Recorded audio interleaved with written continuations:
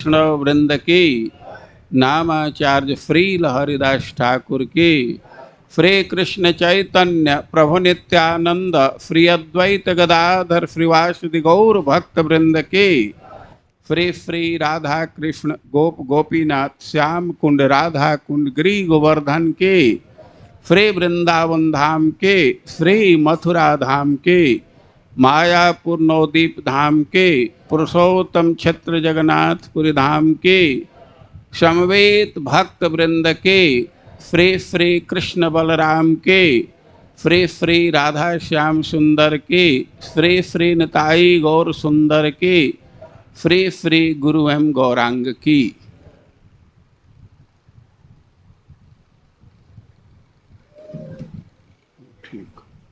हरे कृष्णा।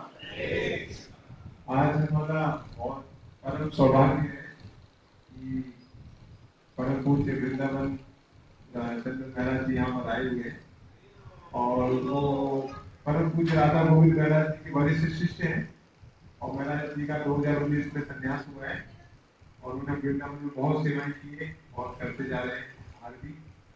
तो हम लोग अपने पारंपरिक तरीके से महाराज का स्वागत करेंगे 3 बार हरि बोल बोल के। हरि बोल, हरि बोल, हरि बोल। हम लोग आवृत्ति करेंगे चैतन्य चरितामृत के अंत लीला के 4थे अध्याय का 67 नंबर का प्यार। अंत लीला चैप्टर 4 टेक्स्ट 67। मोबाइल में जिनके पास हो निकाल सकते हैं। अंत लीला चैप्टर 4 टेक्स्ट 67। ओम अज्ञानतिमिरान्धस्य ज्ञानाञ्जनशलाकया चक्षुरुन्मीलितं येन तस्मै श्रीगुरवे नमः। हे कृष्ण करुणा सिंधो दीनबन्धो जगत्पते गोपेश गोपिका कांत राधा कांत नमस्तुते। तप्त कांचन गौरांगी राधे वृंदावनेश्वरी वृषभानुसुते देवी प्रणमामि हरिप्रिय। नमो महावदान्याय कृष्ण प्रेम प्रदायते कृष्णाय कृष्ण चैतन्य नाम्ने गौरतुषे नमः। श्री चैतन्य मनोभीष्टं स्थापितं येन भूतले सोऽयं रूपः कदा मह्यं ददाति स्वपदान्तिकम्। वाञ्छाकल्पतरुभ्यश्च कृपा सिन्धुभ्यैव च पतितानां पावनेभ्यो वैष्णवेभ्यो नमो नमः। जय श्री कृष्ण चैतन्य प्रभु नित्यानंद श्री अद्वैत गदाधर श्रीवासादि गौर भक्त वृंद। हरे कृष्णा कृष्ण कृष्ण हरे हरे, हरे राम राम राम। ओम नमो भगवते वासुदेवाय।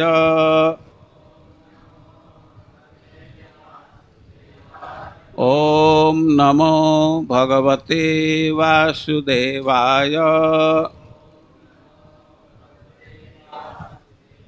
ओम नमो भगवते वासुदेवाय।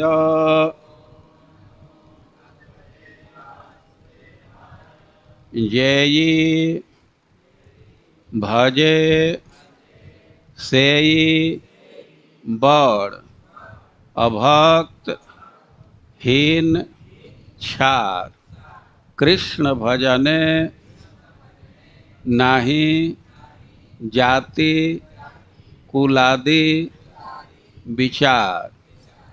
जय भजे सई बड़ अभक्तहीन छार। कृष्ण भजने नहीं जाति कुलादि विचार। जय भजे सई बड़ अभक्तहीन छार। जय भजे सई बड़ अभक्तहीन छार। कृष्ण भजने नाही जाति कुलादि विचार। जय भजे सई बड़ अभक्तहीन छार। कृष्ण भजने नाही जाति कुलादि विचार।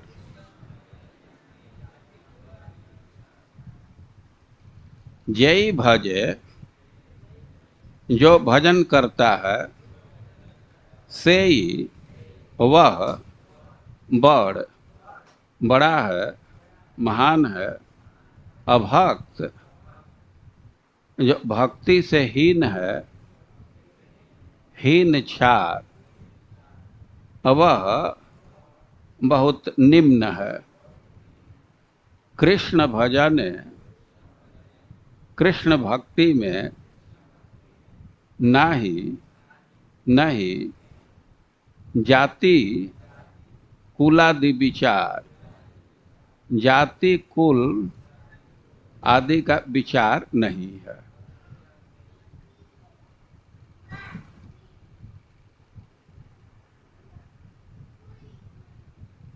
जो भजन करता है वह श्रेष्ठ है और जो भक्त नहीं है वह हीन है। कृष्ण भक्ति में जाति कुल आदि का विचार नहीं है। यह चैतन्य महाप्रभु की उक्ति है। चैतन्य महाप्रभु सनातन गोस्वामी से इस बात को बोल रहे हैं। सनातन गोस्वामी से आप परिचित हैं। जो भी चैतन्य महाप्रभु के भक्त हैं तो रूप सनातन के विषय में जानते हैं। चैतन्य महाप्रभु के अनेक पार्षद हैं अनेक परिकर हैं लेकिन अरूप सनातन उसमें बहुत श्रेष्ठ है। चैतन्य महाप्रभु के बहुत अतरंग हैं। जो भी भक्ति का प्रचार हुआ है खास करके उत्तर भारत में और रूप सनातन के प्रभाव से हुआ है। रूप सनातन दोनों भाई हैं। सनातन गोस्वामी बड़े हैं। सनातन गोस्वामी सब तरह से महान थे। अब वंश के दृष्टि से देखा जाए तो ये लोग राज पुरोहित के परिवार की परंपरा में थे। इनके पूर्वज राजाओं के पुरोहित थे। इनके पूर्वज दक्षिण भारत के कर्नाटक के हैं लेकिन बाद में वे लोग बंगाल में आ गए थे। अरूप सनातन बचपन से ही बड़े विद्वान थे बड़े प्रतिभाशाली थे। श्रील प्रभुपाद जी लिखे हैं कि कई एक भाषा के जानकार थे और उनके प्रतिभा को आप समझ सकते हैं। जब वे पढ़ाई कर रहे थे और उनको नौकरी के लिए कहीं अप्लाई नहीं करना पड़ा कहीं एप्लीकेशन नहीं देना पड़ा। इस समय हम लोग सुनते हैं बहुत सारे जो विद्यार्थी हैं कैंपस सिलेक्शन हो जाता है और उस समय उनको राजा के तरफ से ही स्वीकार कर लिया गया। राजा के तरफ से ऑफर आया और राजा अपने सारे मंत्रियों में प्रधान पद सनातन गोस्वामी को दिया। प्रधानमंत्री, प्रधानमंत्री का अर्थ है कि अनेक मंत्री थे, लेकिन सबसे ऊंचा स्थान सनातन गोस्वामी का था। लेकिन सनातन गोस्वामी उस पद का त्याग कर दिए। रूप गोस्वामी तो अपने पद से त्याग पत्र दे दिए, वे रक्षा मंत्री थे। और सनातन गोस्वामी चैतन्य महाप्रभु से मिलने के बाद मेडिकल लीव ले लिए, स्वास्थ्य के कारण दे करके, और राज दरबार से छुट्टी ले लिए। ये दोनों बड़े कर्मठ अधिकारी थे, बड़े बुद्धिमान थे। अब दोनों भाई जब राज दरबार छोड़ दिए, नौकरी छोड़ दिए, तो राजकाज करने में राजा को कठिनाई होने लगी। सनातन गोस्वामी स्वास्थ्य के कारण पर छुट्टी लिए थे, तो एक दिन राजा खुद ही डॉक्टर को लेकर के सनातन गोस्वामी के पास गया कि क्या इसको कठिनाई है, थोड़ा डॉक्टर से हम जांच कराएंगे। तो राजा गया तो सनातन गोस्वामी मोटा मोटा ग्रंथ ले करके और पंडितों के साथ शास्त्र विचार कर रहे थे। राजा को बड़ा आश्चर्य हुआ कि तो छुट्टी लिया है कि बीमार है, यहाँ तो पंडितों के बीच शास्त्र विचार कर रहा है। डॉक्टर को कहा कि चेक करो। डॉक्टर कहा कि इनके शरीर में कोई कठिनाई नहीं, कोई बीमारी नहीं। राजा कहा कि क्यों? डॉक्टर तो कह रहा है कि तुम्हारे शरीर में कोई बीमारी नहीं है, तो ऑफिस में क्यों नहीं आते? सनातन गोस्वामी कहे शरीर में बीमारी नहीं, हमारे मन में बीमारी है, तो मानसिक कठिनाई। राजा बड़ा कुपित हुआ, उनको जेल में डाल दिया। लेकिन प्रहरी से मिल करके, उसे प्रार्थना करके सनातन गोस्वामी जेल से मुक्त हुए और वृंदावन के तरफ बढ़ गए। अरूप सनातन नौकरी में थे जब चैतन्य महाप्रभु जगन्नाथपुरी से रामकेली के तरफ गए थे, बंगाल में गए थे, तो ये लोग रात्रि में मिले थे चैतन्य महाप्रभु से और प्रार्थना किए थे कि हम आपके साथ रहना चाहते हैं। चैतन्य महाप्रभु कहे थे कि धैर्य रखो, कृष्ण तुम्हारा उद्धार करेंगे। चैतन्य महाप्रभु उस समय वृंदावन के यात्रा पर थे, तो रूप सनातन चैतन्य महाप्रभु के साथ जाना चाहते थे, लेकिन कहे कि अभी तुम लोग यहीं रहो। तो सनातन गोस्वामी के सलाह से ही चैतन्य महाप्रभु वृंदावन न जाकर के वापस चले गए। बाह्य दृष्टि से देखा जाए तो सनातन गोस्वामी के बात मान करके चैतन्य महाप्रभु लौट गए, और वास्तविक दृष्टि तो यह है कि चैतन्य महाप्रभु रूप सनातन से मिलने के लिए ही गए थे। वृंदावन की यात्रा तो एक बहाना था।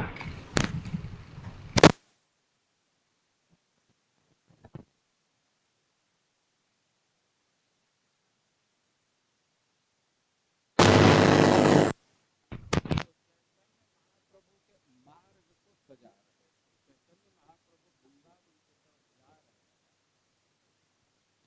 थे, मन ही मन उनके मार्ग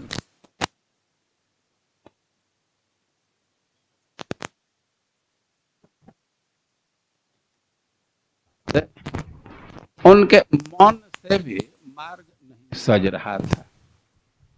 मन से फूल बिछाते थे और सजाते थे, लेकिन अब कनाई नाट्यशाला के बाद, बंगाल के बाद, उनके मन से भी मन सजाने में, मार्ग सजाने में कठिनाई होने लगी।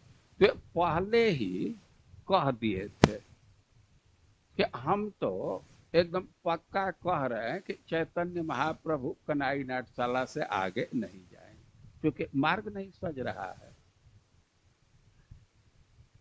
और रूप सनातन रात्रि के समय आकर के मिले। तो चैतन्य महाप्रभु जा रहे थे तो उनके साथ हजारों लोग, लाखों लोग पीछे पीछे चलते थे।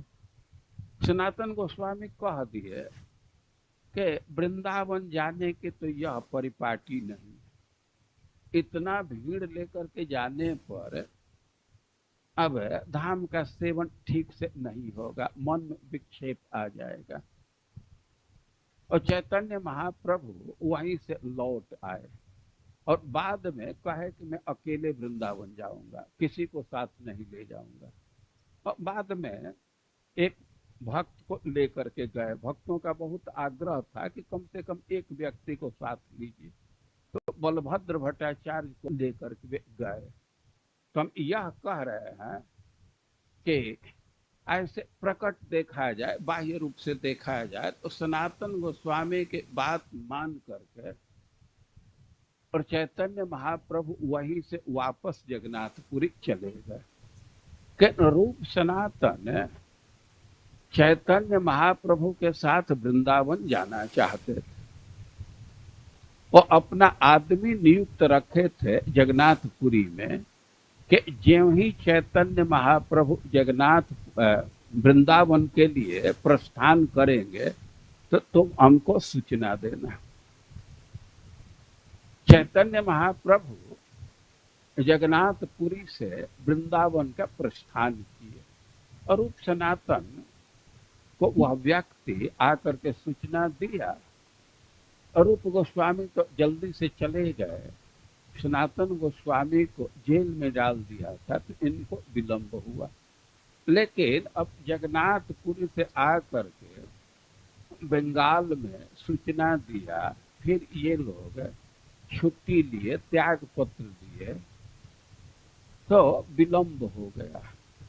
वृंदावन के लिए प्रस्थान किए, लेकिन तब तक चैतन्य महाप्रभु वृंदावन का दर्शन करके जगन्नाथपुरी के लिए वापस आ रहे थे। अरूप गोस्वामी पहले निकल गए थे, तो उनका प्रयागराज में, इलाहाबाद में चैतन्य महाप्रभु से भेंट हुई। सनातन गोस्वामी पीछे निकले थे और इनकी भेंट वाराणसी में हुई। और चैतन्य महाप्रभु 2 महीना तक भक्ति के सिद्धांतों का शिक्षा दिए और वृंदावन भेजे। लेकिन अब एक कहे कि एक बार तो फिर से आकर के हमसे मिलना। वाराणसी में भेंट हुई और चैतन्य महाप्रभु सनातन गोस्वामी को वृंदावन ही भेज दिए। लेकिन कहे थे कि वृंदावन जाने के बाद, कुछ समय के बाद, एक बार आकर के हमसे भेंट करना। चैतन्य महाप्रभु के आज्ञा का ध्यान रखते हुए सनातन गोस्वामी वृंदावन से जगन्नाथपुरी के लिए प्रस्थान किए। सनातन गोस्वामी जंगल के मार्ग से जा रहे थे, तो रोज भोजन की व्यवस्था नहीं हो पाती थी, उपवास करना पड़ता था। कभी मूढ़ी या चना फाँक करके रह जाते थे, तो उसके चलते कुछ उनका स्वास्थ्य गड़बड़ हो गया, कुछ एसिडिटी बढ़ गया। और जंगल के मार्ग से जा रहे थे तो स्नान भी जंगल में जो पानी था उसी से करते थे, तो उनको, उनके शरीर में खुजली हो गई।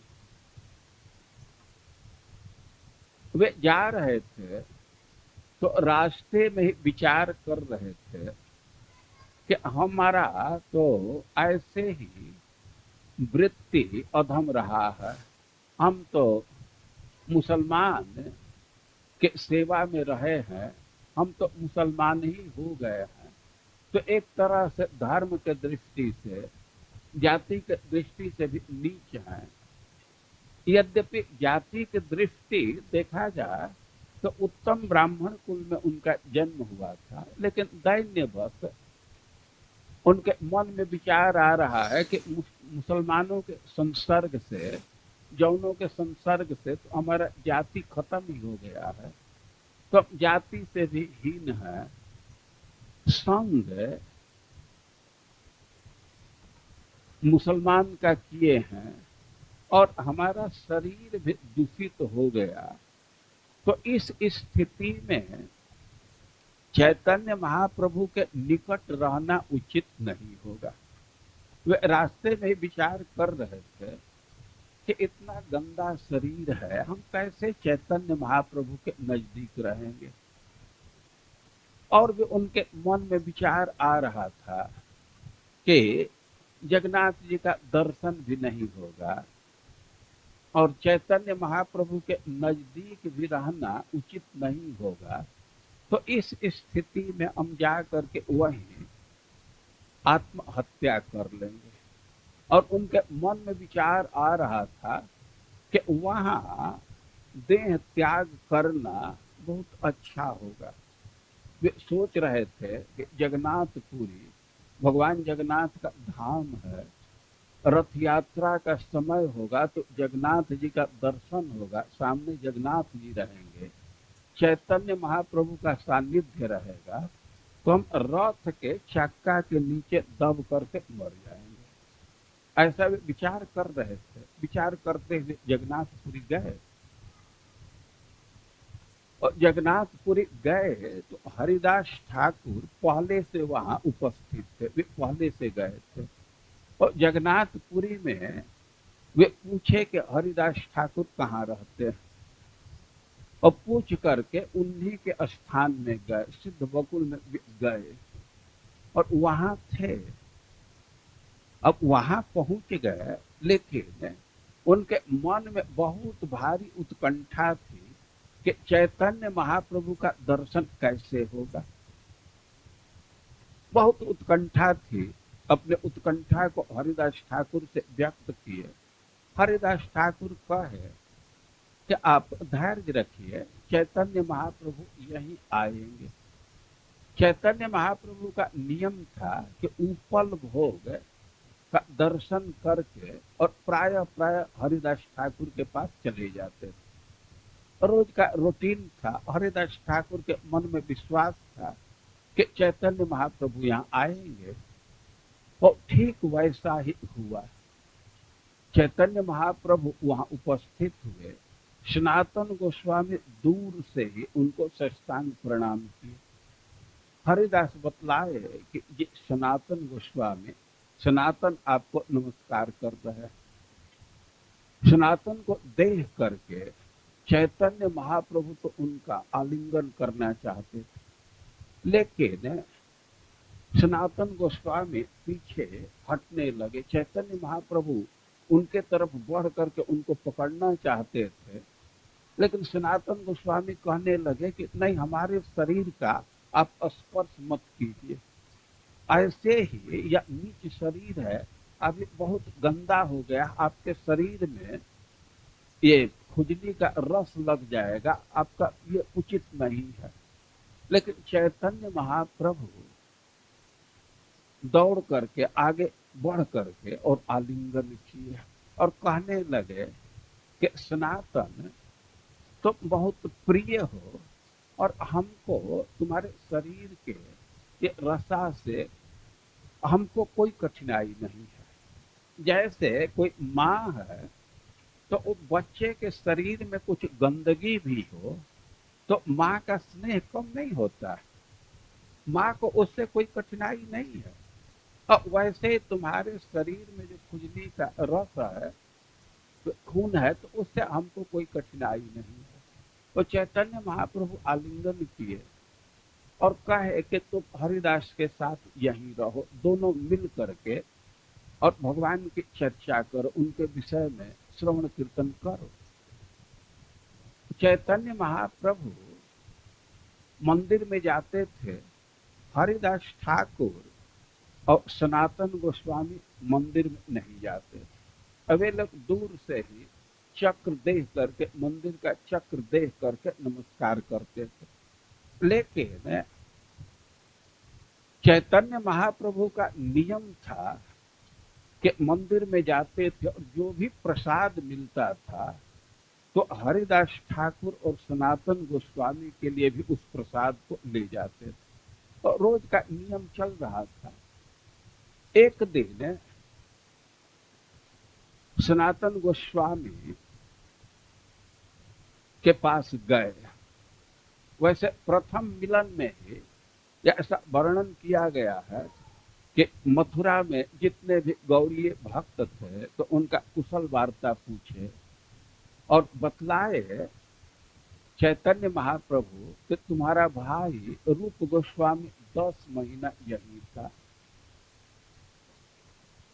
और रूप सनातन के एक छोटे भाई थे अनुपम, और उनके विषय में भी चैतन्य महाप्रभु बतलाए कि उनको गंगा प्राप्ति हो गई, उसका शरीर पूरा हो गया। अब चैतन्य महाप्रभु और सनातन गोस्वामी अनुपम का गुणगान करने लगे। कैसे भगवान राम में उनके निष्ठा थी, इस बात पर वे चर्चा करने लगे। और फिर तो अपने स्थान पर चैतन्य महाप्रभु चले गए, लेकिन रोज ही आ जाते थे। एक दिन चैतन्य महाप्रभु आए और सनातन गोस्वामी को कहने लगे कि देखो, तुम जो शरीर त्याग की बात सोच रहे हो यह ठीक नहीं है। वे कहने लगे कि शरीर का त्याग करना ठीक नहीं है। देह त्याग, सनातन देह त्याग कृष्ण यदि पाइये, कोटि देह क्षण तबे छाड़ीते पारीबे। वे अचानक कहने लगे कि यदि देह त्याग करने से भगवान की प्राप्ति हो जाए तो हम तो हजारों बार देह का त्याग कर देंगे। देह त्याग करने से ही, मरने से ही भगवान की प्राप्ति हो जाए तो हम तो जन्म ले लेकर के मरते रहेंगे, जल्दी से प्राप्ति हो जाए। वे कहने लगे कि देह त्याग करने से कृष्ण की प्राप्ति नहीं होती। सनातन गोस्वामी के मन में था कि जगन्नाथपुरी धाम है, श्री क्षेत्र है, जगन्नाथ जी सामने रहेंगे, चैतन्य महाप्रभु का सानिध्य रहेगा और उस स्थिति में हम देह त्याग करते हैं तो निश्चित रूप से हमको भगवत प्राप्ति हो जाएगी। लेकिन चैतन्य महाप्रभु कह रहे हैं कि देह त्यागे कृष्ण न पाइए, पाइए भजन कृष्ण प्राप्ति उपाय कौन नहीं भक्ति बिने। कि मरने से, आत्महत्या करने से कृष्ण की प्राप्ति नहीं होती है। कृष्ण की प्राप्ति होती है भक्ति करने से, और भक्ति के बिना कोई दूसरा उपाय नहीं है। देह त्यागादि सब तमो धर्म, तमो रजो धर्म कृष्ण ना पाइए मर। कि देह त्याग करना, आत्महत्या करना, ये तो गाढ़ तमोगुण है, और तमोगुण और रजोगुण से कृष्ण के सच्चाई को नहीं जान सकते, उनके तत्व को नहीं जान सकते। भक्ति बिना कृष्ण प्रभु नहे प्रेमोदय, प्रेम बिना कृष्ण प्राप्ति अन्य है न। सिद्धांत दे रहे हैं कि जब तक भक्ति नहीं करेंगे, साधना नहीं करेंगे, तब तक प्रेम का उदय नहीं होगा। और जब तक प्रेम का उदय नहीं होगा, जब तक हमारे हृदय में कृष्ण के प्रति प्रेम नहीं आएगा, तब तक कृष्ण की प्राप्ति नहीं हो सकती है। देह त्यागादि तमो धर्म पातक कारण, साधक न पाए साथे कृष्ण चरण। कि देह त्याग करना यह तो बहुत भारी पाप है। ये तो तमोगुण की वृत्ति है और बहुत भारी पाप है, इससे कृष्ण का चरण नहीं मिल सकता। ऐसा देखा जाता है कि कितने ही भगवान के प्रेमी भक्त हैं कि भगवान के विरह में देह का त्याग करना चाहते, फिर भी देह का त्याग नहीं कर पाते। तो ऐसे सनातन गोस्वामी को तो बहुत भारी आश्चर्य हुआ कि हम तो कुछ कहे नहीं, लेकिन हमारे संकल्प को, हमारे मन के विचार को चैतन्य महाप्रभु जान गए। और चैतन्य महाप्रभु उनको कह रहे हैं कि कुबुद्धि छाड़िया कर श्रवण कीर्तन अचिरात पावे तबे कृष्ण रे चरण। वे कहे कि ये जो आत्महत्या का विचार मन में रखते हो, यह बहुत कुत्सित विचार है, इसका तुम त्याग करो और तुम कृष्ण के भक्ति करो। अचिराते पावे कृष्ण रे चरण, बहुत शीघ्र ही कृष्ण की प्राप्ति हो जाएगी। और सिद्धांत दे रहे हैं कि नीच जाति न है कृष्ण भजन अयोग्य, शतकुल विप्र न है भजन योग्य। चैतन्य महाप्रभु कह रहे हैं कि किसी व्यक्ति का जन्म हीन परिवार में हुआ है, निम्न परिवार में हुआ है, तो भक्ति की कोई अयोग्यता नहीं है। निम्न कुल में जन्म लेना या किसी प्रकार से भक्ति में बाधा नहीं डाल सकती। और शतकुल विप्र नहीं भजन योग्य, और ऐसा नहीं है कि किसी का जन्म श्रेष्ठ ब्राह्मण कुल में हो गया तो उसे भक्ति की योग्यता प्राप्त हो गई।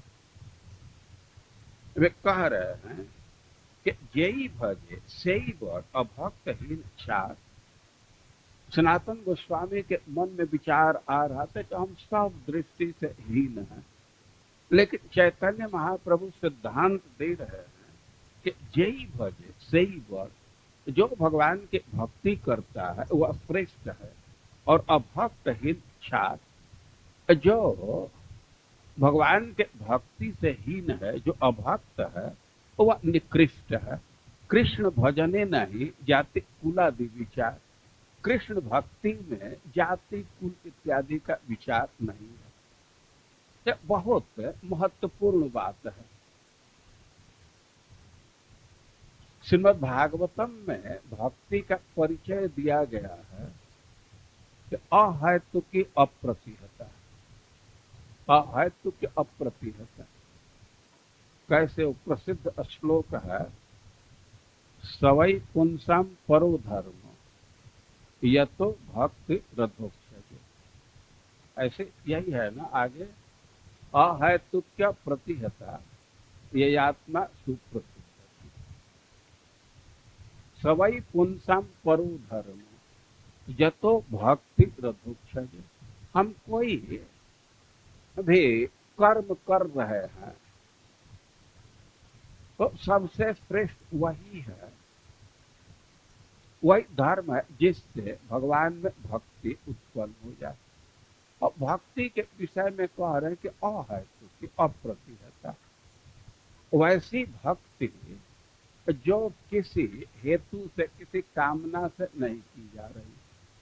और अप्रतिहता वह भक्ति जो अखंड चल रही है, बाधित नहीं हो रही। एक अर्थ यह है, लेकिन अब दूसरे ढंग से विचार किया जाए तो कह रहे हैं कि सवै पुंसम परो धर्म जतो भक्ति रथोक्षज। जिससे भगवान अधोक्षज में भक्ति हो जाए तो वही सबसे श्रेष्ठ धर्म है। और भक्ति का परिचय दे रहे हैं अहेतु की। भक्ति के विषय में कह रहे हैं कि इसका हेतु कुछ दूसरा नहीं है, भक्ति का हेतु भक्ति ही है। किसी दूसरे साधन से भक्ति का जन्म नहीं होता। अहेतु की भक्ति के अतिरिक्त इसका दूसरा कोई कारण नहीं है। भक्ति का प्रादुर्भाव, भक्ति का जन्म भक्ति से होता है। आप लोग तुरंत प्रश्न करेंगे कि भक्ति से, भक्ति का जन्म होता होगा तब तो जिसके पास भक्ति नहीं है तो उसके पास कैसे भक्ति आएगा? उसके हृदय में तो भक्ति का जन्म ही नहीं होगा। लेकिन सिद्धांत समझना चाहिए कि हमारे हृदय में भक्ति है तो उसी भक्ति से भक्ति बढ़ती जाती है। भक्ति का कारण भक्ति है, दूसरा कुछ कारण नहीं है। लेकिन प्रश्न तो रह गया कि हमारे हृदय में भक्ति नहीं है तब। और सिद्धांत समझना चाहिए कि दूसरे के हृदय में भक्ति है तो वह भक्ति हमारे भक्ति का कारण बन जाएगा। लेकिन भक्ति ही कारण बनेगा। किसी व्यक्ति के हृदय में भक्ति का जन्म नहीं हुआ, लेकिन ऐसे व्यक्ति के सानिध्य में जाता, ऐसे व्यक्ति की सेवा करता है कि जिसके हृदय में भक्ति है, तो उस व्यक्ति के हृदय के भक्ति के प्रभाव से भक्तिहीन व्यक्ति के हृदय में भी भक्ति का संचार हो जाएगा। तो कारण भक्ति ही हुआ। कुछ स्थिति में हमारे हृदय की भक्ति भक्ति को बढ़ाने में कारण है, लेकिन केवल इतना ही नहीं है, दूसरे व्यक्ति के हृदय में जो भक्ति है तो वह भी हमारे हृदय की भक्ति को बढ़ा सकती है। तो भक्ति का दो जगह कंट्रोल है, अपनी भक्ति और दूसरे की भक्ति भी इसमें कारण है। आप लोग देखते हैं कि कोई एक यंत्र होता है कि दो जगह उसका कंट्रोल होता है। स्विच से भी चालू कर देते हैं, नहीं तो एक रिमोट कंट्रोल रखते हैं, दो जगह से होता है ना। तो भक्ति के विषय में समझ लेना चाहिए कि अहैतुकी, इसका दूसरा कुछ कारण नहीं है। भक्त्या संजातया भक्त्या, भक्ति से भक्ति उत्पन्न होती है, लेकिन वो हमारे भक्ति से भी उत्पन्न हो सकती है और दूसरे व्यक्ति के भक्ति से भी उत्पन्न हो सकती है। तो जो सिद्धांत भक्ति के जन्म के विषय में लागू होता है और वही सिद्धांत भक्ति के वृद्धि में भी लागू होता है। कई एक लोग प्रश्न करते हैं कि महाराज हम अपने भक्ति को कैसे बढ़ाएं, हमारी भक्ति कैसे बढ़ेगी? तो भक्ति बढ़ाने का कोई दूसरा कारण नहीं है, भक्ति करने से भक्ति बढ़ती है। तो हमारे हृदय में जो भक्ति है तो उसी से भक्ति की वृद्धि होगी। और कोई दूसरे के हृदय में भक्ति है और उसके मन में संकल्प आ रहा है कि इसकी भक्ति बढ़ जाए, तो उसके संकल्प से भक्ति बढ़ जाएगी, उसके सानिध्य से भक्ति बढ़ जाएगी। आप लोग देखते हैं कई एक चीज के विषय में सिद्धांत देते हैं, रेडिएशन हो रहा है। तो मान लीजिए कि कोई उन्नत भक्त है तो उसके सानिध्य में गए, उसकी सेवा कर रहे हैं, तो उसके भक्ति का रेडिएशन हमारे हृदय को अफेक्ट कर देगा, उसको प्रभावित कर देगा। और खास करके उसके मन में संकल्प आ जाए कि इसके हृदय में भी भक्ति बढ़ जाए, इसकी भक्ति की उन्नति हो, तो उसके संकल्प का प्रभाव आ जाएगा। इसी से सिद्धांत दिया जाता है शुद्ध भक्तों की सेवा करने, उन्नत भक्तों की सेवा करेंगे और उसके संकल्प का प्रभाव हमारे ऊपर आ जाएगा। तो हम यह कह रहे थे भक्ति का परिचय दे रहे हैं अहैतुकी और अप्रतिहता। अप्रतिहता का स्थापित अर्थ है कि जो खंडित नहीं हो रहे, अखंड जो भक्ति चल रहे। लेकिन एक अर्थ है भक्ति का परिचय दे रहे अप्रतिहता, यह किसी भौतिक परिस्थिति से प्रभावित नहीं होती। भक्ति स्वतंत्र है, कहीं किसी व्यक्ति का आश्रय ले सकती है। और कह रहे हैं कि कृष्ण भजने नहीं जाते कुलादि विचार। कोई भक्ति करना चाह रहा है तो जाति, कुल, सामाजिक स्थिति, रंग, रूप या उम्र ये सब प्रभावित नहीं करता है। अप्रतिहत भक्ति को कोई बाधित नहीं कर सकता। जैसे भगवान कहीं भी अवतार लेना चाहें तो कौन उनको रोक सकता है। वे शुकर के जोनी में अवतार ले लेते हैं, मछली की जोनी में अवतार ले लेते हैं, देवता के जोनी में अवतार लेते हैं, मनुष्य की जोनी में अवतार लेते हैं। भगवान को कोई रोक नहीं सकता, वे स्वतंत्र हैं, किसी भी जोनी में अवतार ग्रहण कर लेंगे। तो उसी तरह भक्ति भी स्वतंत्र है, वो किसी का आश्रय ले सकती। ऐसा नहीं है कि इस कुल में जन्म हुआ तो वहीं भक्ति आश्रय लेगी। और भक्ति में कुल के जन्म इसका विचार नहीं है, रंग रूप का विचार नहीं है, धनी गरीब का विचार नहीं है, गांव शहर का विचार नहीं है। गांव का भी व्यक्ति भक्ति कर सकता है, शहर का भी व्यक्ति भक्ति कर सकता है, धनी व्यक्ति भी भक्ति कर सकता है, गरीब व्यक्ति भी भक्ति कर सकता है, निम्न कुल का व्यक्ति भी भक्ति कर सकता है, उच्च कुल का भी व्यक्ति भक्ति कर सकता है। और भक्ति स्वतंत्र है, किसी का आश्रय ले सकती है। तो सनातन गोस्वामी इसी सिद्धांत को दे रहे हैं कि कृष्ण भक्ति में जाति, कुल इत्यादि का विचार नहीं, भक्ति स्वतंत्र है। बल्कि देखा जाता है कि जो निम्न कुल में जन्म लिया, किसी दृष्टि से निम्न है, दीनहीन है, तो उस पर भगवान जल्दी कृपा करते हैं। दिनेर अधिक दया करे भगवान, कुलीन पंडित धन बड़ अभिमान। और दीनहीन व्यक्ति पर भगवान कृपा करते हैं। कोई कह सकता है तब तो भगवान भेदभाव करते हैं। अब भगवान के साइड से भेदभाव नहीं है, भेदभाव का कारण हमारे साइड से हो जाता है। क्योंकि बहुत कुलीन परिवार में जन्म है, बहुत पढ़ाई लिखाई कर लिए हैं, तो एक अभिमान आ जाता है, एक अहंकार आ जाता है, और वही अभिमान बाधक बन जाता है। जैसे वर्षा हो रही है और किसी के पास पात्र है, तो पात्र खुला रखे तो उसमें तो पानी भरेगा, और ढक्कन बंद कर दीजिए तो वर्षा हो रही है लेकिन फिर भी पानी तो नहीं भरेगा ना। तो भगवान तो कृपा करते हैं, लेकिन उस कृपा को स्वीकार नहीं व्यक्ति कर पाता। ये जो अहंकार है, बड़प्पन का अभिमान है, तो वो कृपा को अवरुद्ध कर देता है, वो बाधक बन जाता है स्वीकार करने में।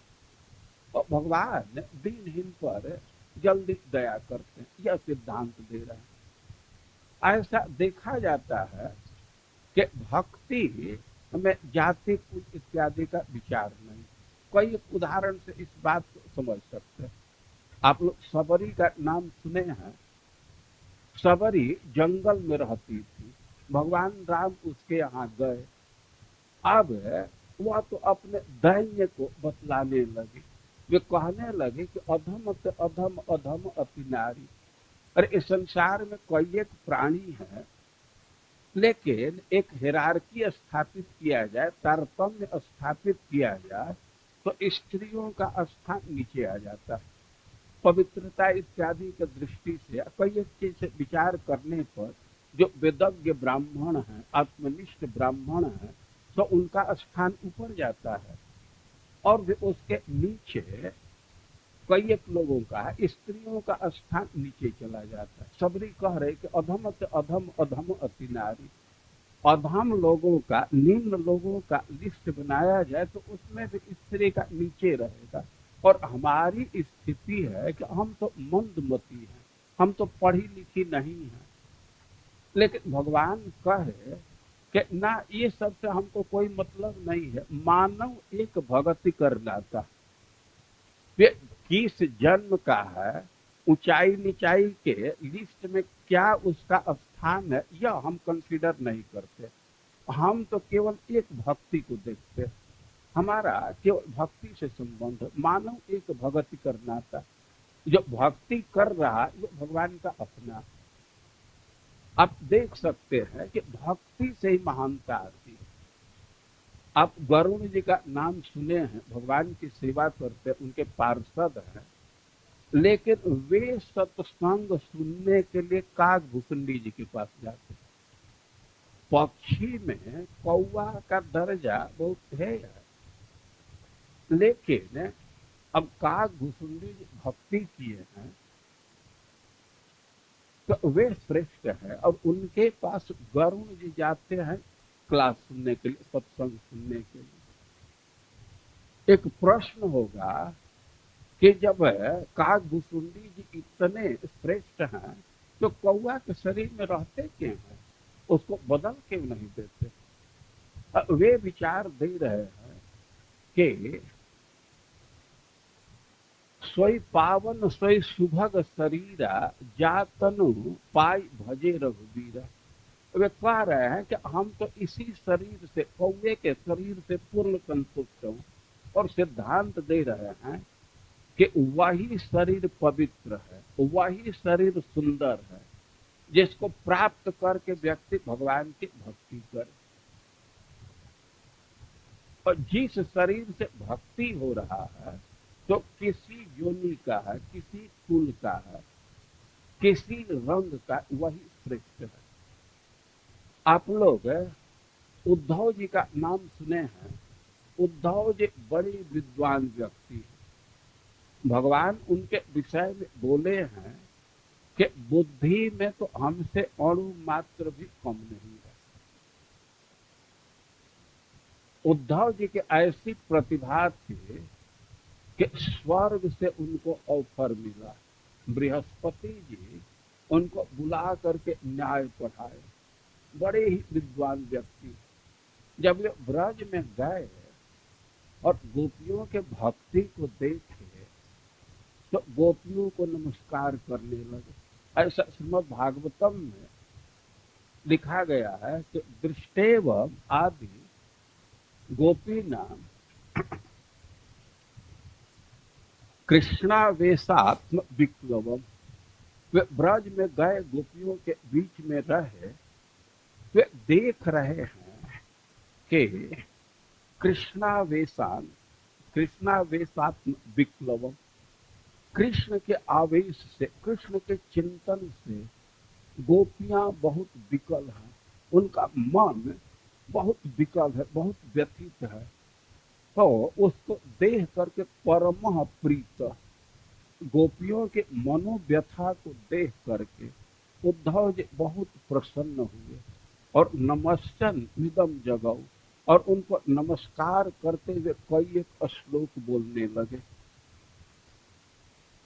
गोपियां कृष्ण के चिंतन से, कृष्ण के आवेश से बहुत व्यथित हैं, और उद्धव जी के लिए कह रहे हैं कि परमः प्रीत, गोपियों को देख करके, उनकी व्यथा को देख करके वे बहुत प्रसन्न हुए। अरे कोई बहुत व्यथित है, विकल है, उसको देख करके प्रसन्न होना, तो यह तो विपरीत बात लग रही है कि उद्धव जी प्रसन्न हुए। उसका कारण है कि उद्धव जी महसूस कर रहे हैं गोपियों के मन स्थिति को देख करके कि आज हमको उन्नत भक्तों का दर्शन मिला, ऐसे भक्त का दर्शन मिल रहा है, ऐसे भक्ति को देखने का मिल रहा है जिसका तुलना कहीं नहीं है, जिसका संसार में बराबरी करने वाला कहीं नहीं है। तो गोपियों के उन्नत भक्ति को देख करके अपना भाग्य मान रहे कि कितना हमारा भाग्य है कि ऐसे गोपियों का हमें दर्शन हुआ, तो इसलिए वे प्रसन्न हैं। फिर कोई प्रश्न करेगा, अरे कोई बहुत दुखी है, व्यथित है, तो उसके प्रति तो सहानुभूति रखना चाहिए, प्रसन्न तो नहीं होना चाहिए। लेकिन सिद्धांत समझना चाहिए कि भक्ति में कोई व्यतीत हो रहा है तो वह भी एक सौभाग्य है और परम सुख है। जिसके हृदय में प्रेम है तो वास्तव में बाहर से तो लगता है कि बहुत दुखी है, लेकिन वह एक बहुत आनंद का अनुभव करता है, रस का अनुभव करता है। चैतन्य महाप्रभु बोले हैं कि प्रेम का यही स्वरूप है, बाहिर विषेर ज्वाला अंतरे अमृतेर धारा। बाहर से तो लगता है कि विष का ज्वाला उठ रहा है, लेकिन भीतर अमृत की धारा बहती रहती है। उद्धव जी सिद्धांत समझ रहे हैं, यद्यपि देख रहे हैं कि गोपियों का मन बहुत व्यतीत है, लेकिन वे समझ रहे कि परम आनंद में अमृत का आस्वादन कर रही है। इसलिए परम प्रीत वे बहुत प्रसन्न हुए और उनको नमस्कार करते हुए उनके महिमा का गान करने लगे। एक प्रश्न होगा, उद्धव जी यादव कुल में जन्म लिए हैं और गोपी, गोपी मतलब गोप की लड़की या गोप की पत्नी, तो ये तो वैश्य कुल के हैं, यादव क्षत्रिय कुल के हैं। तो सामाजिक दृष्टि से देखा जाए, वर्ण से विचार किया जाए, वर्ण के दृष्टि से विचार किया जाए तो उद्धव जी को तो नमस्कार नहीं करना चाहिए। जो क्षत्रिय कुल में जन्म लिया है तो उसके लिए नमस्कार करने लायक तो केवल ब्राह्मण है। कोई कह सकता है कि ये उद्धव जी क्या कर रहे हैं, ये गोपियों को क्यों नमस्कार कर रहे हैं, ये जाति से गोप हैं, जोनी से स्त्री हैं, इनको क्यों नमस्कार कर रहे हैं। और उद्धव जी सिद्धांत दे रहे हैं कि एता परम तनुभृत हो भूमि गोप बद्ध। वे कह रहे हैं कि इस पृथ्वी पर सबसे श्रेष्ठ गोपियां हैं, क्योंकि गोविंद एवं निखिलात्मन रूढ़ भाव, क्योंकि ये भगवान में एक निष्ठ है, ये अधरूढ़ भाव को प्राप्त है, इनकी भक्ति सबसे श्रेष्ठ है और इसलिए ये गोपियां ही सबसे श्रेष्ठ है। और उद्धव जी उनको नमस्कार कर रहे हैं। तो हम यह कह रहे हैं कि श्रेष्ठता का निर्धारण भक्ति के आधार पर होता है, जाति कुल के आधार पर निर्धारण नहीं होता।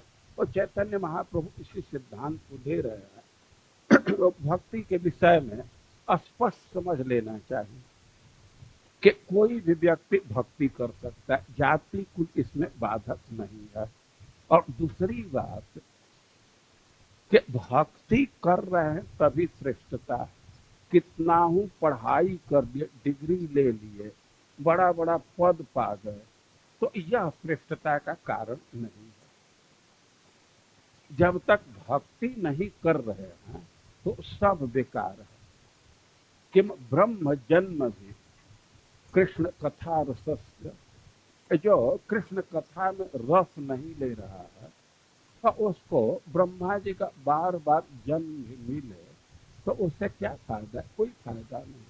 तो सनातन गोस्वामी सिद्धांत दे रहा है कि जो भक्ति कर रहा है वो श्रेष्ठ है और जो भक्ति नहीं कर रहा है वो निकृष्ट है। भक्ति ही श्रेष्ठता और निकृष्टता का मापदंड है। तो बहुत उत्साहजनक बात है, कोई भी व्यक्ति महान बन सकता है, भक्ति करेगा वो महान हो जाएगा। तो भेदभाव नहीं करना चाहिए। ऐसा नहीं सोच सकते कि कोई कम पढ़ा लिखा है तो भक्ति का अधिकारी नहीं, भक्ति में सबका अधिकार है। और अपने तरफ में ध्यान देना चाहिए कि भले ही हम कितना भी पढ़े लिखे हैं, लेकिन उसके चलते महानता नहीं है। जो भक्ति कर रहा, भक्ति में जितना श्रेष्ठ है तो वही श्रेष्ठ है, दूसरे कारण से श्रेष्ठता को नहीं नापा जा सकता।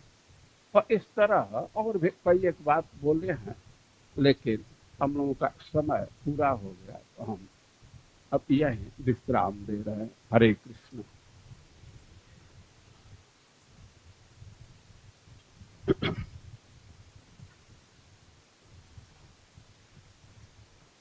हाँ ठीक है।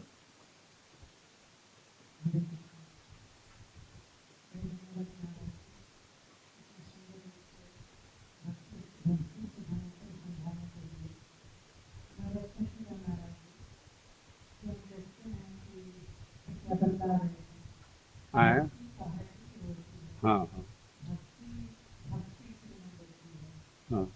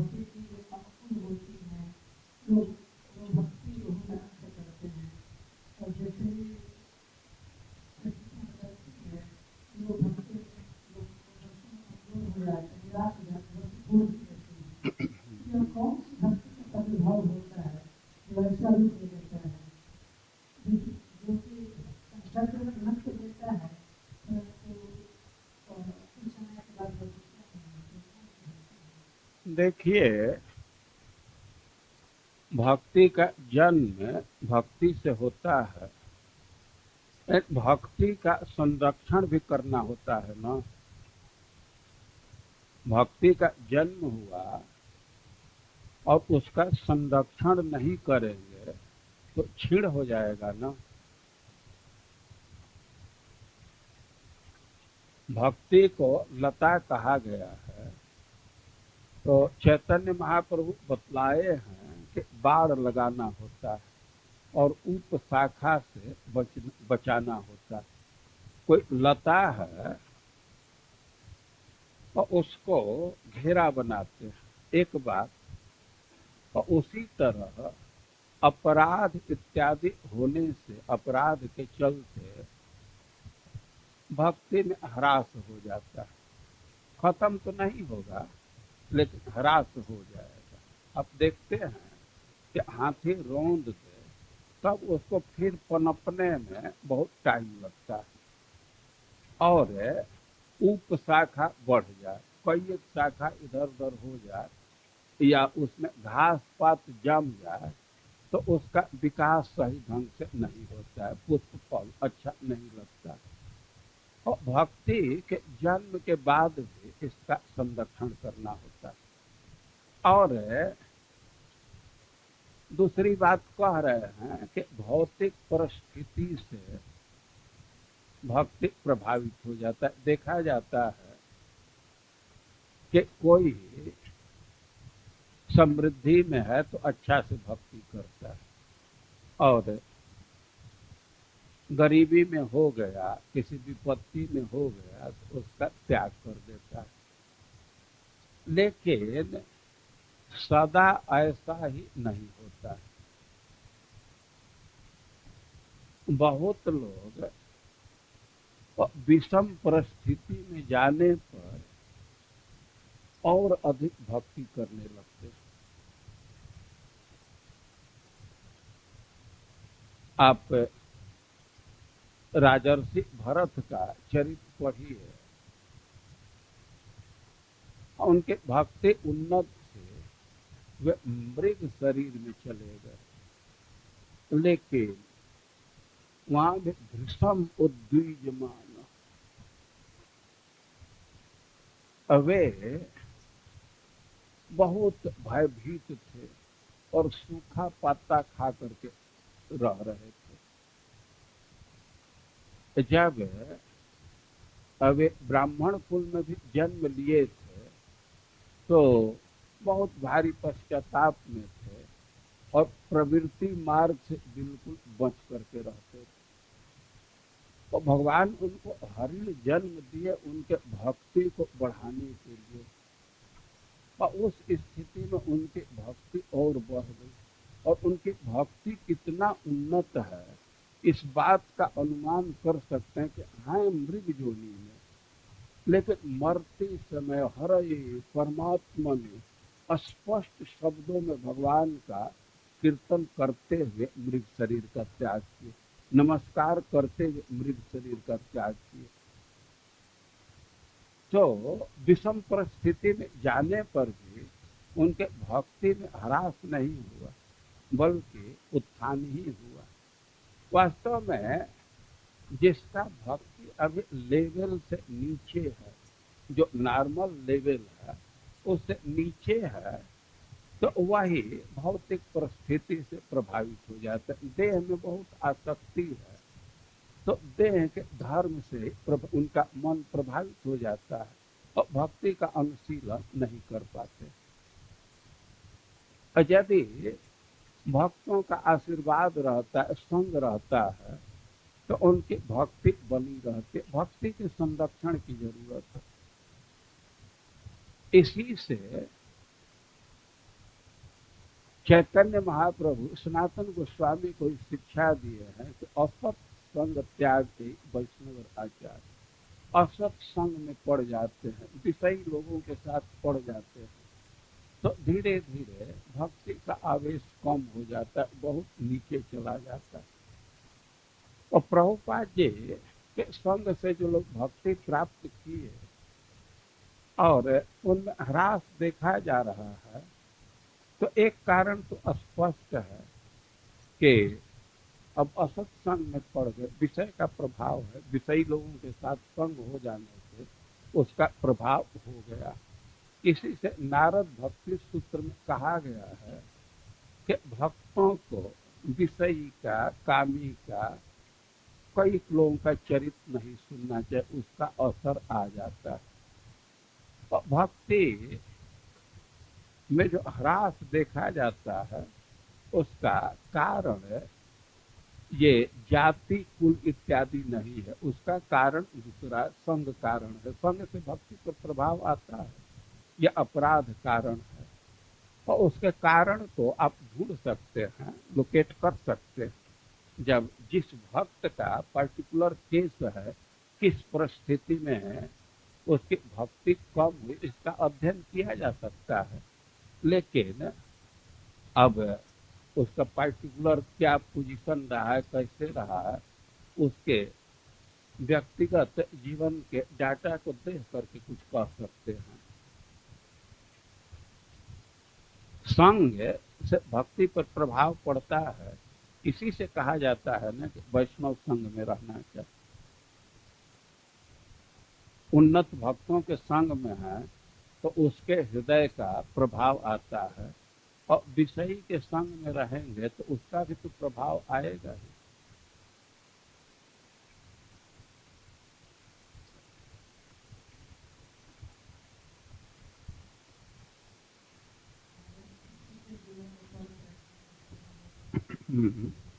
हमको समय की कमी नहीं, आप लोग अपना देखिए।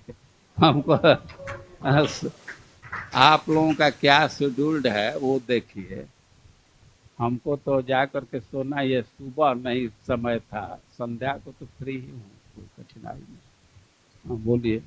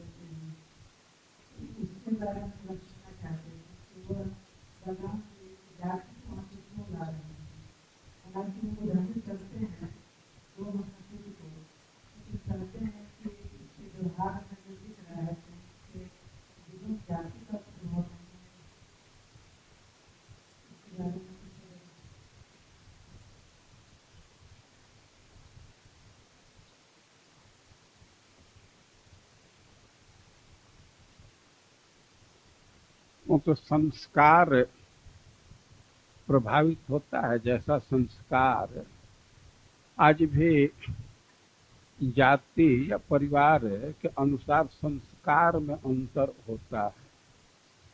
वो भगवान का सत्कार नहीं कर रहे हैं, वे अपने पोजीशन के अभिमान में हैं। तो इस दृष्टि को देख करके बलराम जी जो भी बोल रहे हैं बोल रहे हैं।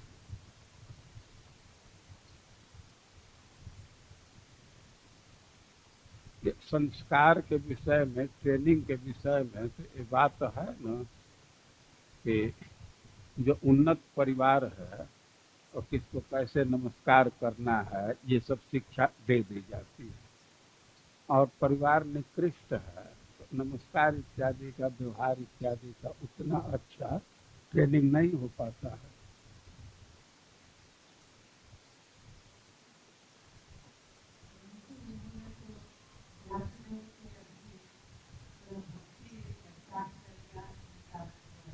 हम्म।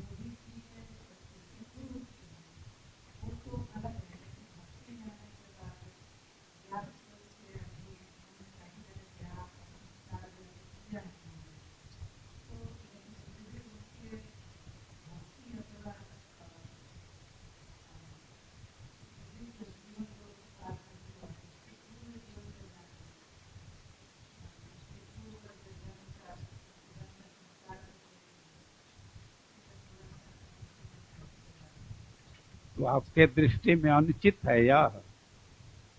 बलराम जी अनुचित बोल रहे हैं? देखिए, आप भक्ति के सिद्धांत को समझेंगे तो इस विषय में ग्रंथ है ना, मा,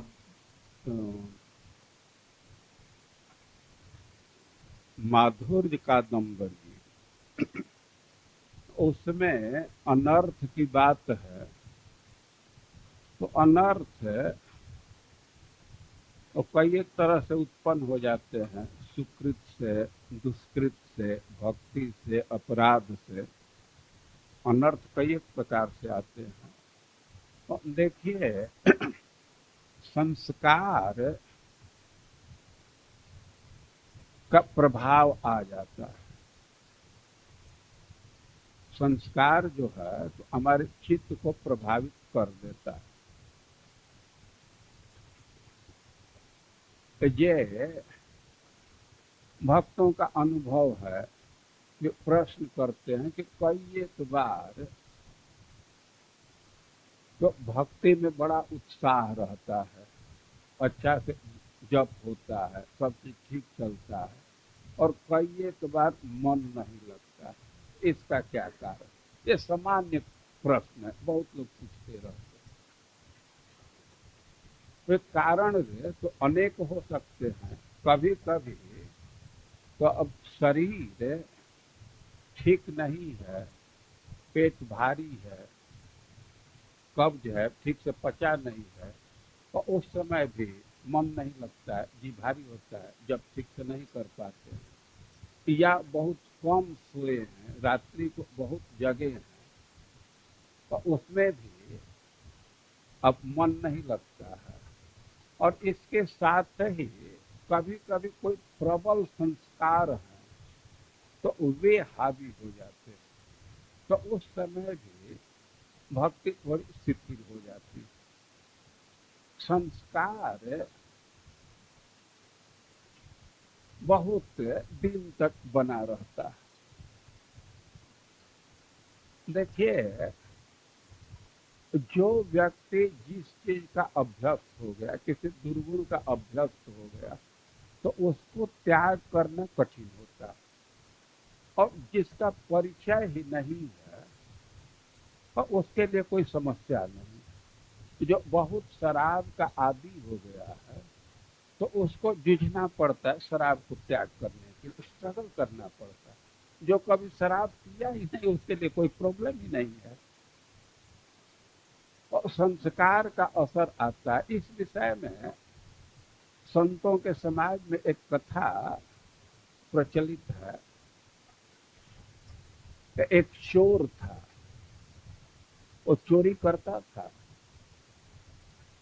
जिस क्षेत्र में था कोई एक चोरी किया था, राजा के पास रिपोर्ट थी, और राजा अपने आदमी को, अपने सिपाहियों को भेजा कि पता लगाओ कौन चोरी करता है। और सिपाही गए और भोर के समय में एक व्यक्ति को देखे कि बक्सा लेकर के जा रहा, उसका पीछा किए। उस व्यक्ति को पता चल गया कि ये तो राजा के आदमी हमारा पीछा कर रहे हैं। वो एक गांव से दूसरे गांव में भागता रहा, लेकिन फिर भी वो लोग पीछे पीछे लगे रहे। वो जा रहा था, कहीं सत्संग चल रहा था, क्लास चल रहा था।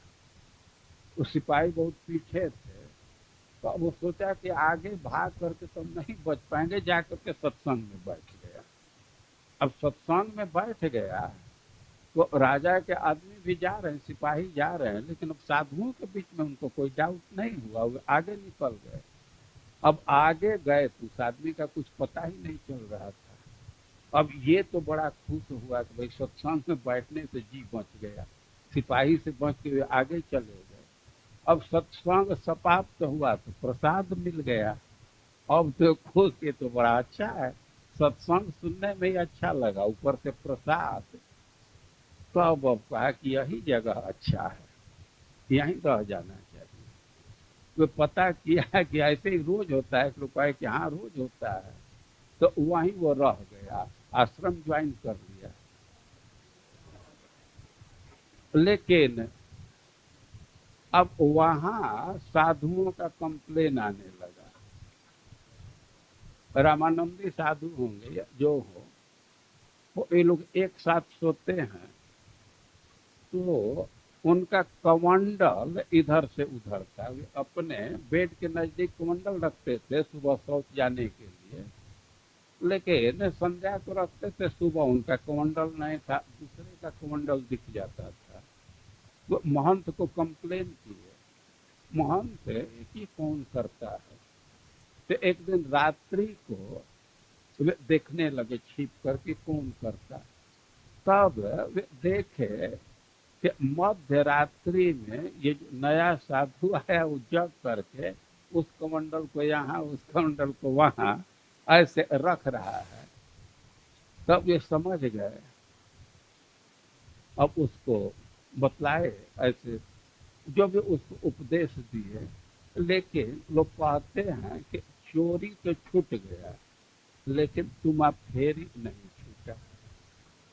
वो सत्संग के प्रभाव से चोरी तो छोड़ दिया, लेकिन अब इधर से उधर करना, वो चोरी का संस्कार ऐसा था कि एक रूप से भी कर रहा था। तो यह कह रहे हैं कि वह उस साधु समाज में भी था, और चोरी तो नहीं कर रहा था, लेकिन चोरी जैसा ही कुछ कर रहा था संस्कार बस। तो संस्कार का प्रभाव आ जाता है। संस्कार तो बहुत दिन के बाद उसका प्रभाव खत्म होता है। और कोई कई एक चीज है, कोई एक व्यवहार है कि संस्कार से प्रभावित होता है। तो यह सिद्धांत है। तो बलराम जी क्या सोच करके कहे हमें ठीक से पता नहीं है, लेकिन ऐसा एक समझ रहे हैं कि संस्कार के दृष्टि से सब बात बोल दी।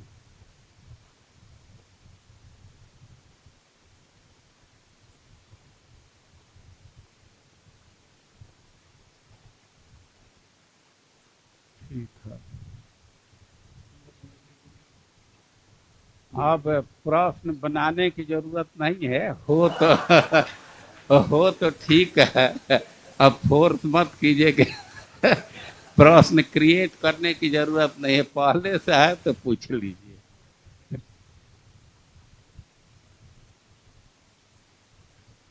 जगत गुरु श्रील प्रभुपाद की।